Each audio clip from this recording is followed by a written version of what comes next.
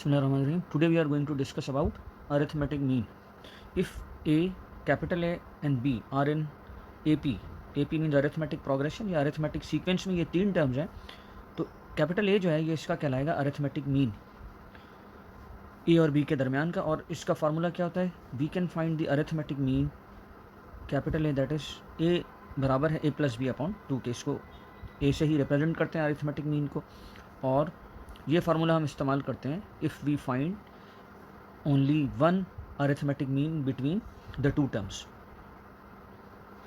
For example आपकी exercise 4.3 का question number 1 है, find A M between, part 1 ही है इसका, 18 एंड 26। सॉल्यूशन तो इसको आप पहले लिख लें। Let capital A is the A M between 18 and 26, that is 18 A 26 are in A P.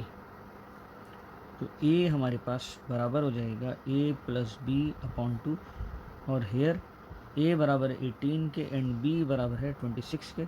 तो ए एम जो है वो हम निकाल सकते हैं 18 प्लस 26 अपॉन 2, और इसको हमने ऐड कर लिया तो ये हमारे पास आ गया 44 अपॉन 2, और जब इसको हमने सॉल्व किया तो ये आ गया 202, 2 2 4 22।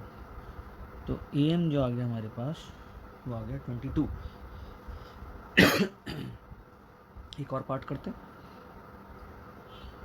सेकंड पार्ट है 10 plus 5 root 3 and 4 minus 5 root 3।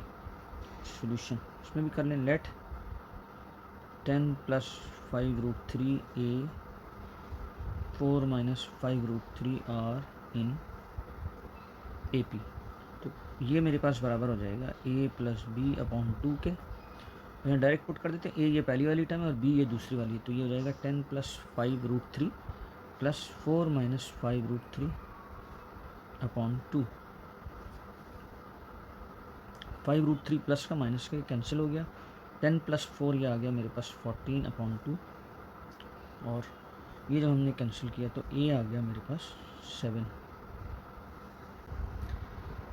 अच्छा, जो इसके बाद जो नेक्स्ट क्वेश्चन है, नेक्स्ट फ्यू क्वेश्चन में हमें एक ए एम नहीं निकालना है। यहाँ ये बात आप याद रखें कि अगर एक ए एम निकालना है, जैसे ये कैपिटल ए था ए बी के दरमियान ये एक ए एम था, तो हम ये वाला फार्मूला इस्तेमाल करेंगे, ठीक है। लेकिन अगर एक से ज़्यादा है तो उसका मेथड नॉर्मल होगा, जैसे हम अरिथमेटिक सीरीज इस्तेमाल करते थे। मिसाल के तौर पे हमने क्वेश्चन 3 ले लिया जिसमें 4 ए एम्स हमें डालने या निकालने हैं √2 और 12 अपॉन √2 के दरमियान।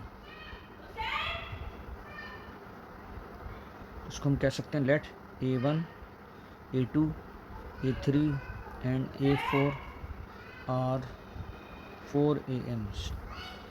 और हम इसको कैसे लिख सकते हैं, ये √2 के दरमियान है, तो A1 A2 A3 A4 और लास्ट है इसका हमारे पास 2 आर इन AP में। तो ये फर्स्ट टर्म हो जाएगी, फर्स्ट टर्म को हम कहते हैं A √2 हो गया। A1 मेरे पास सेकेंड टर्म होगी जिसको A प्लस डी कहते हैं। अगर मुझे D पता लग जाए तो A1 भी पता लग जाएगा, ठीक है। यानी √2 तो है ना मेरे पास, A पता है, D मुझे नहीं पता। इसी तरीके से A2 मेरे पास हो गया A प्लस 2D, इसको भी आप लिख सकते हैं लाइक दिस। A3 मेरे पास हो गया A प्लस 3D, और ये इस तरीके से लिख सकते हैं आप। और A4 है मेरे पास A plus 4D, √2 plus 4D। And lastly मैं क्या कर सकता हूँ जनाब, इसी तरीके से अगर आप देखें तो 12 अपॉन √2 ये मेरे पास कौन सी टर्म बनती है, ये नेक्स्ट टर्म है, यानी 12 अपॉन √2 ये A प्लस 5D हो जाएगी। एक्चुअली गौर करें तो ये 6th टर्म है, तो एज़ पर जनरल फार्मूला ये A प्लस 5D के बराबर हो जाएगा। A तो मुझे पता है, तो यहाँ से मैं क्या कर सकता हूँ, D की वैल्यू निकाल सकता हूँ। A इज़ √2, तो इसको कीप इट सिंपल, हम 5D बराबर हो जाएगा 12 अपॉन √2, और ये वाला √2 उधर गया तो माइनस का √2 हो जाएगा। इसको अगर हम सॉल्व कर लें तो LCM आ जाएगा, और 12 माइनस √2 इंटू √2 2 बाहर आ जाएगा, ये आ जाएगा 10 अपॉन √2 और ये 5d के बराबर है, और d मेरे पास आ जाएगा खाली 10/5 टाइम्स √2। 5 1 5, 5 2 10, ये आ जाएगा 2/√2। नॉर्मली स्टैंडर्ड पैटर्न ये है कि डिनोमिनेटर में आप √2 नहीं लिखते, तो ऊपर वाले 2 को मैं 2 √2 की फॉर्म में लिख सकता हूँ मल्टीप्लाई में। तो इसको अगर आप काट दें तो ये हमारे पास आंसर आ गया, d मेरे पास आ गया √2 के बराबर। अब अगर हम सारे a1 a2 a3 निकालना चाहें तो हम आसानी से निकाल सकते हैं। Now we can find all 4 AMs। a1 मेरे पास √2 प्लस d भी √2 आ गया, तो ये आ गया 2 √2। a3 आ गया √2 प्लस 2 टाइम्स d, ये हम ऊपर से वैल्यूज़ ले रहे हैं, a प्लस 2d 2 टाइम्स, तो ये हो गया 3 टाइम्स √2। a4 मेरे पास आ गया, सॉरी ये a2 था, ये a3 है, तो ये √2 प्लस 3 टाइम्स d, ये हो गया 4 टाइम्स √2, और a4 मेरे पास आ गया 4 टाइम्स d, तो ये हो गया 5 टाइम्स √2। तो सारे AMs आ गए। रिक्वायर्ड AMs आर 2 √2, 3 √2, 4 √2 एंड 5 √2, ये आंसर हो गया। एक और क्वेश्चन हम इसका करते हैं, क्वेश्चन नंबर 7। तो कहता है find n so that a raise to the power n plus 5, b raise to the power n plus 5 upon a n plus 4 plus b n plus 4 may be the AM between a and b। Solution as given, जो दिया हुआ है उसके हिसाब से वो क्या कह रहा है, a और b इनके दरमियान ये जो वैल्यू है वो कह रहा है ये अगर AM होता, या अगर ये इसका AM बन जाए तो what will be the value of n। n की कौन सी वैल्यू होगी जिस पे जो हम यहाँ पुट करें तो ये AM हो जाए a और b के दरमियान का। तो आप इसको AM मान करके हम इसको सॉल्व कर लेते हैं।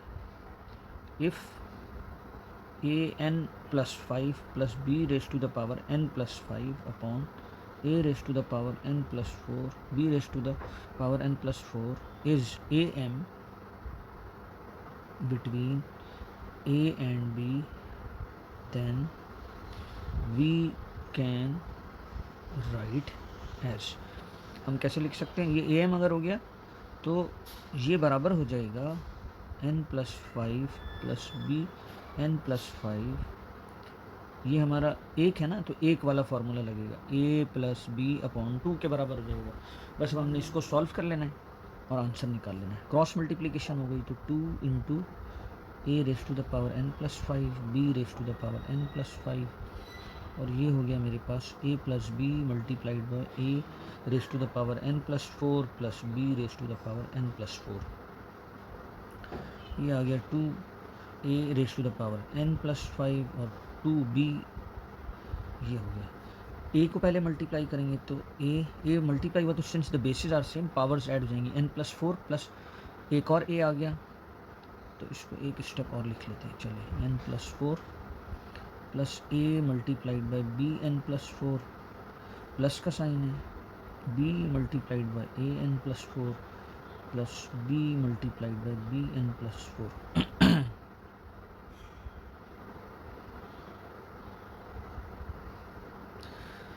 बेसिस सेम है तो इसकी पावर 1 है, ये इसके साथ ऐड हो गया तो ये हो गया n प्लस 5, ये नहीं हो सकता ऐड, तो इसको एज इट इज़ रहने दें।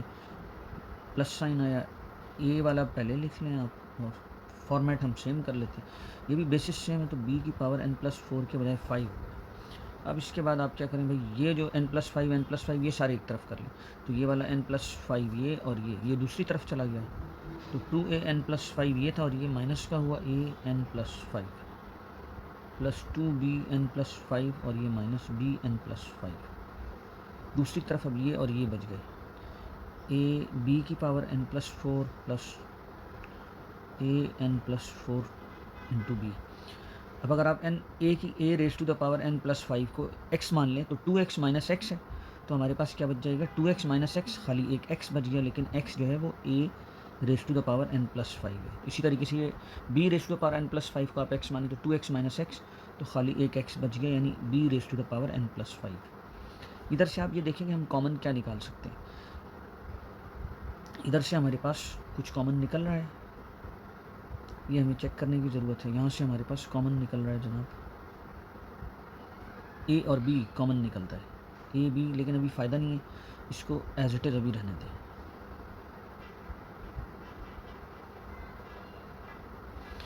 मैंने एज इट इज़ ऐसे रहने दिया कि हम b raise to power n plus 4 उसको और इस ये जो b raise to power n plus 5 है, इन दोनों को एक साथ करेंगे और a की पावर n प्लस 4 और a की पावर n प्लस 5 को हम एक साथ करेंगे। इस वाले को इधर लेके जाते हैं और b raise to power n इसको इधर लेके आते हैं, तो ये हो जाएगा a raise to power n plus 5 minus a n plus 4 into b।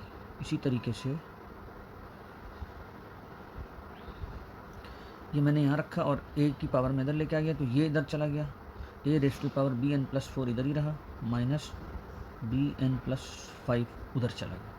इसमें से अगर आप गौर करें तो इसको हम कैसे लिख सकते हैं, a n प्लस 4 प्लस 1, जैसे हमने पहले सॉल्व किया था,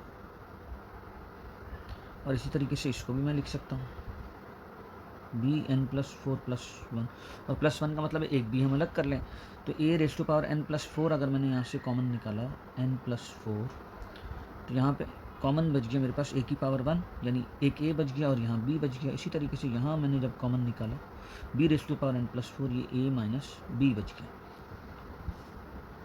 माइनस 4 की, सॉरी ये कुछ यहाँ से मेरा ख्याल हम दोबारा करते हैं, नज़र नहीं आया। a रेस टू पावर, जैसे ये मैंने किया था a n प्लस 4 प्लस 1 किया, ब्रेक किया, और इधर भी ब्रेक किया b n प्लस 4 प्लस 1, यहाँ से a raise to power n plus 4 common निकाला, तो इधर a रेस टू पावर 1 बचा, एक a बच गया और ये b यहाँ पे कॉमन बचा। इधर जो है हमारे पास b raise to power n plus 4 निकाला, तो यहाँ a बचा और यहाँ पे ये b बच गया। इसके बाद हमने क्रॉस मल्टीप्लाई किया, b इधर नीचे आ गया a n प्लस 4 के, और ये वाला a माइनस बी इस a माइनस बी के नीचे चला गया, इन दोनों को काट दिया, ऊपर नीचे बराबर थे, 1 बच गया। a अपॉन b को मैंने जो है एक साथ लिख करके पावर सेम है, ओवरऑल पावर ले ली, और यहाँ पे 1 था। ये रूल आपको पता है कि अगर जो है इधर 1 है तो इधर इसका मतलब है जो कुछ भी अर्लियर मौजूद था उसकी पावर 0 थी, जब ये 1 हो गया, तो इस एक्सप्रेशन को, इस इक्वेशन को मैंने लिख लिया a upon b raise to the power 0 के बराबर, यानी a upon b raise to the power n plus 4, ये बराबर आ गया a upon b raise to the power 0 के। तो अब इसको हम इक्वेट कर सकते हैं, since the bases are same the power will also be same, तो n प्लस 4 को 0 के बराबर ले लिया और ये 4 दूसरी तरफ गया, माइनस 4 के बराबर आ गया। आई होप कि it is understood by you. और जैसे मैंने पहले भी कहा था, जो सवाल आपको ना समझ में आए तो आप कमेंट्स में डाल सकते हैं, और कोई दूसरा सवाल भी अगर आप चाहते हैं तो उसको भी मैं आपके लिए सॉल्व करूँगा। Thank you.